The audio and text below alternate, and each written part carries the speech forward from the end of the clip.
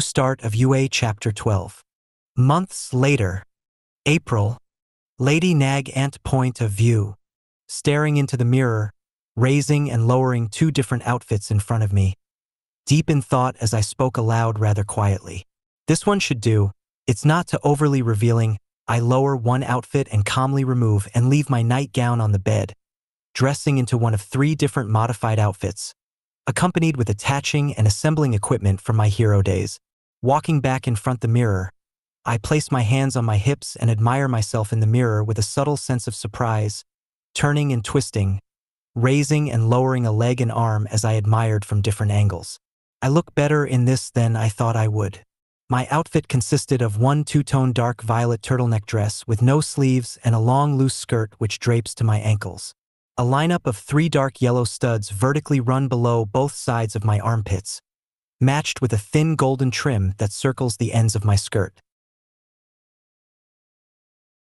Accompanied with a huge garnet-colored utility belt around my midsection, paired with sets of 3 dark yellow canisters embedded at the sides, where I can store up pre-made bullets, followed with tall, pointed zip-up boots with black pinstripes and jet black toes and heels. It's perfect, I admit with joy in my eyes. It matched well with my hair too. Walking out of the bedroom, grabbing my staff/faculty ID card from the dresser as I leave, pocketing it. I stop in the hallway hearing Kaido in the living room packing up his things for his first day. Entering the living room with a playful smile, speaking in a sense of duty. Did you remember to pack a pack of pencils? You don't want to get there and have nothing to write with. You're right. I almost forgot. Thanks, Mom. He stood up, running past me back to his bedroom to retrieve his pack of pencils. I look back, watching him sprint through the house, excitement and yet nervous for his first day. My little man's grown up on mommy to fast.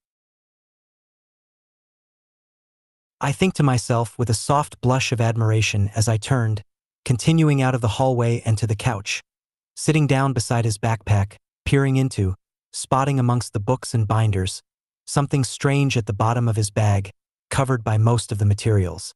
Is that a developed photograph? Curiosity got the best of me, and I reached in fishing the photograph out, being mindful not to rip or tear it. My cheeks glow softly pink as I observe the photograph to be of you with 2 victory medals around her neck, wearing only shorts, shoes, and a sports bra, posing with a great big smile on her face. What really made me blush was a dark red lipstick stain on the bottom corner of the photograph. Snatching the photo from my hand, hiding at his side with a heavy blush on his face, Kaido, so very flustered, spoke in a higher pitched tone than usual. Where did you find this? I've been looking all over for it. I rather casually looked up onto my son with a devious, playful expression. That's a secret for only your mother to know.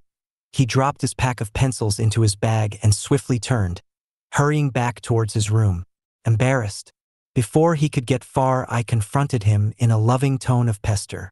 You realize not every girl is going to give a picture like that of themselves to a boy, especially with a lipstick mark like that. He squeaked to a stop, never looking back to me, but bringing his shoulder high as he tensed up a little more embarrassed than he already was, speaking in a hushed voice of submission. I know that. I tilt my head over a little, now showing my teeth as I smiled brighter than I ever have before. You know, I do rather like you.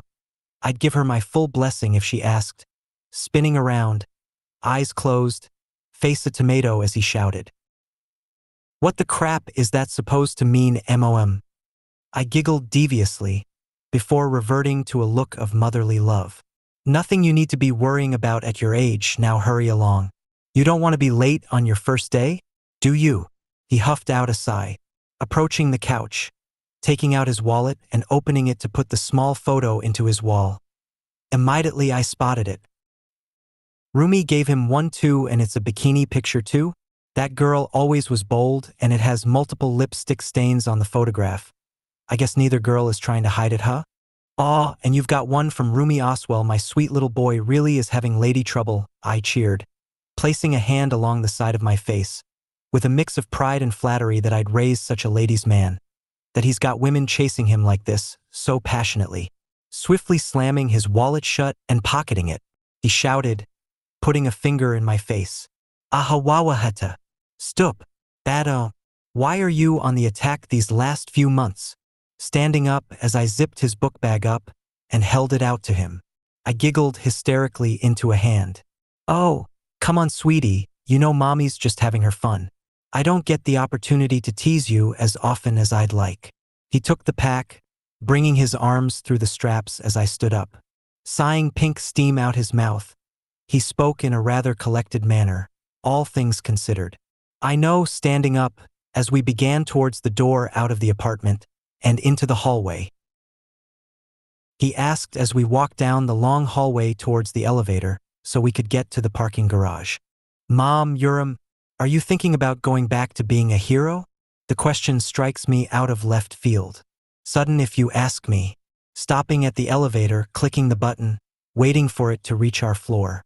I looked to him puzzled, before averting my gaze, staring the doors down. My dear son has caught onto his mother's schemes.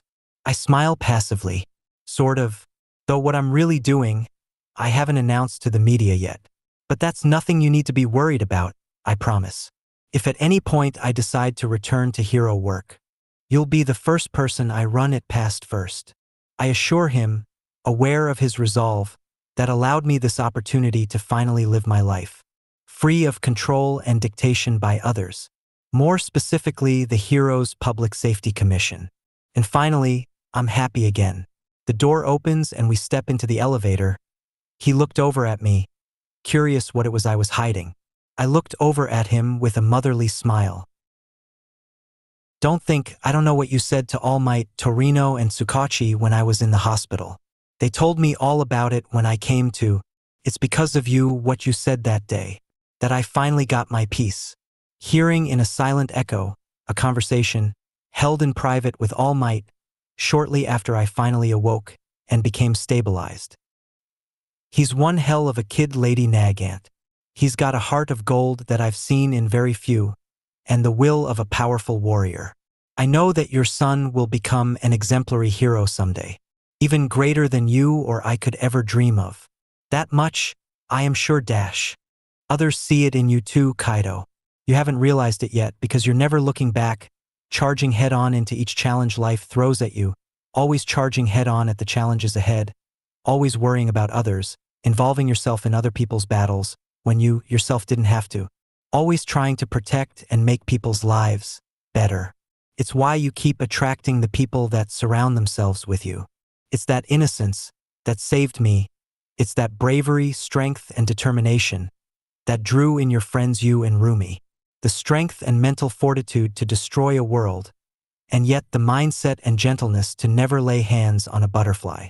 I've been watching, admiring your growth for so long, that I never even realized that others were beginning to admire you as well. And now the greatest hero this country has ever seen has seen it and acknowledged you, your drive. You haven't noticed them yet, but they're cheering you on, Kaido. We are cheering you on, and it's because of that I've made the decision to help mold you into the hero you're destined to become. End of chapter 12.